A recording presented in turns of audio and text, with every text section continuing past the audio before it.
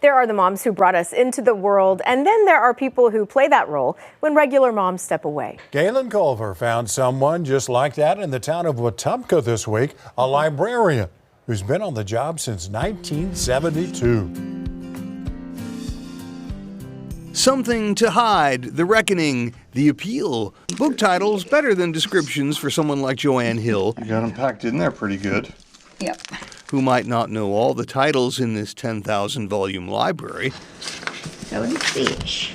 What she does know are the names of just about every person in town who might come to check out a book, or make copies, or use the computer. You got to sign my tablet there, too. Ms. Hill has been the librarian since Wetumpka rebuilt their city hall and the attached library more than 50 years ago. I don't know. I just have always liked it here. I like people, so I just thought it was great. Made lots of friends.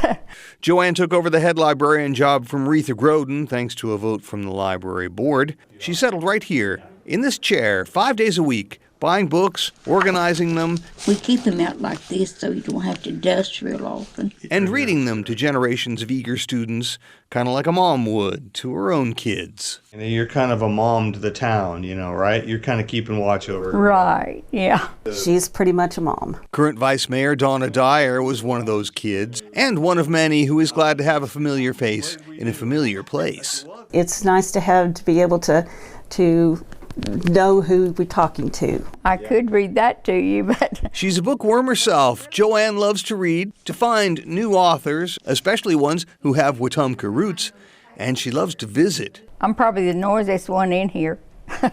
Despite once being shushed in her own library. I remember when we had open house, this one lady, Goldie Crouch, she told me to sit down.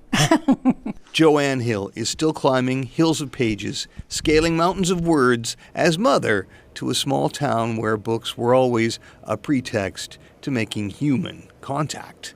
In Wetumpka, Galen Culver, News 4. Is this a great state or what?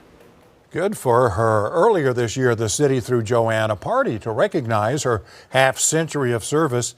Ms. Hill had to tell them she actually started in October of 1972, and that's the year the cornerstone was laid on the building she works in.